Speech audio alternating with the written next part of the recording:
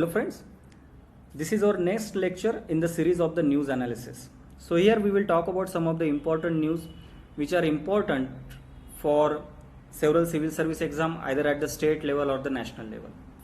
So the first news that we are going to talk about it is with respect to the CoWIN portal.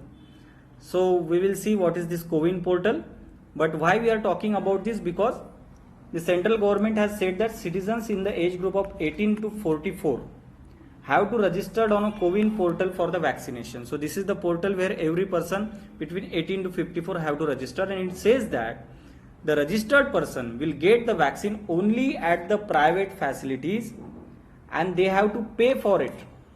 Okay, but there is an exception when the state governments had decided to provide free vaccination, only then they will get it on the free.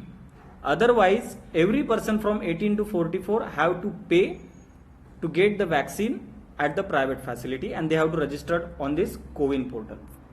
So what is this portal? It is a cloud-based IT platform and which handles the immunization program of India. Okay, like COVID-19 immunization program. So what are the facilities it provides?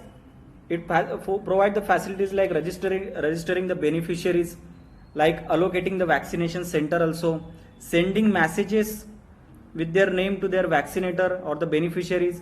Also, it also monitors the cold storage facilities where the vaccine has been stored. So these facilities are provided by CoWIN portal.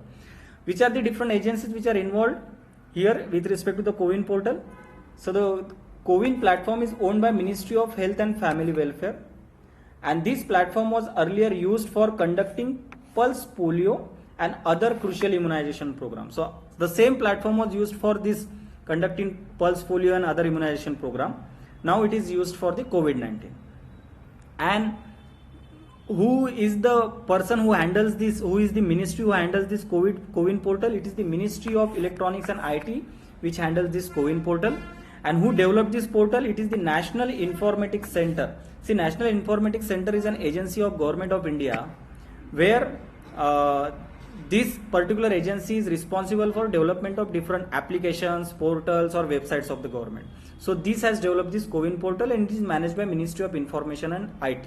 Okay, this is the CoWIN portal for registration of people from 18 to 44 to get the COVID vaccine. Next article we are talking about the Remdesivir.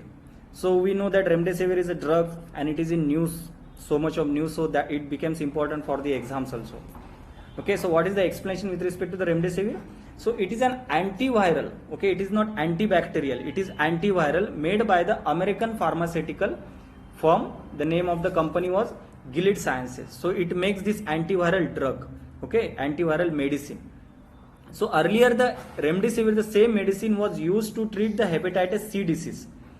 Later it was used to treat the disease like Ebola virus disease or the Marburg disease. Okay, but now after the recommendations of the World Health Organization, it has been also used to treat the COVID-19.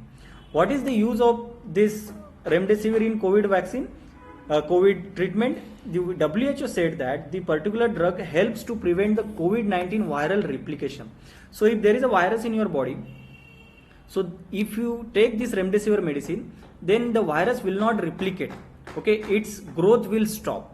That's the important contribution of this drug, or that's the importance of this particular drug Remdesivir. Okay, so after the recommendation of WHO, this Remdesivir drug has been used in around 50 countries including India.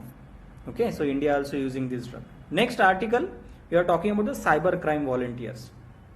So Ministry of Home Affairs has said that it does not maintain any record of cybercrime volunteers, okay, because dealing with law and order or cybercrime, it is under the state subject in the 7th schedule. You know, there is in the Indian Constitution, there is a 7th schedule. In that, the powers of the government has been divided into 3 parts. There are 3 lists. One is the central list, where the powers of the central government or the functions of the central government has been mentioned. Then there is a state list with respect to the powers of the state government. Then there is a concurrent list. In concurrent list, the subjects are mentioned where the central and state government both can deal with that. So it says that law and order or dealing with the cyber crime, it is under the 7th schedule and it is under the state list. So state has to deal. That's why we are not maintaining any list of cybercrime volunteer. So what is the cybercrime volunteer and what is the cybercrime volunteer program? So central government actually started this cybercrime volunteer program. So what is this program? Under this program, the good Samaritans or good people who wants to help the society, okay, so there is a target of having 500 such volunteers, 500 such good people. So who will be these cybercrime volunteers? They will be the good people who want to have a analysis of this, or who want to deal with any kind of a cybercrime which is going on the internet, okay, and it will register that kind of a crime to law enforcement agencies, particularly to the police. So in simple words, these are the people who don't have any legal authority, okay, legal designation they don't have, but these are just the normal citizens. If they found anything wrong on the internet, they will inform this to any law enforcement agency. That's the simple thing, okay. So the government said that they have to maintain the strict confidentiality. These volunteers, these people were called as the cybercrime volunteers. So they have to maintain the confidentiality, secrecy, and the state nodal officer which has been appointed under this cybercrime program, this state nodal officer can take the legal action against the volunteer if the volunteer violates the terms and conditions with respect to this cybercrime volunteer program, okay. So there can be some issues with respect to this program. What are the issues? There can be chances of misuse, okay. The government can use these volunteers or use this program to particularly blackmail any particular person or for a political vendetta also. So there can be chance of misuse. Second thing, that these volunteers are registering the complaint, but there is no process of withdrawal of these complaints, again a problem. Then there is no clear definition of what is meant by anti-national activities. Government said to these volunteers that if you see any anti-national activities, register it to police. But it has not defined what is the meaning of this anti-national activities. That again creates the problem. Then there is one foundation which is called as Internet Freedom Foundation. It is an NGO. Okay, it says that it will create a culture of surveillance, government having a surveillance over the people using this program.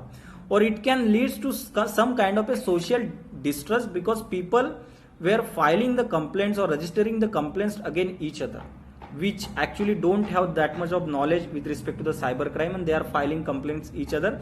That may create some kind of a social distress also. These are the concern raised with respect to this cybercrime volunteer. So this is cybercrime volunteer program, okay. If you like this video, subscribe the channel, like the video, comment the video or share the video. Thank you so much.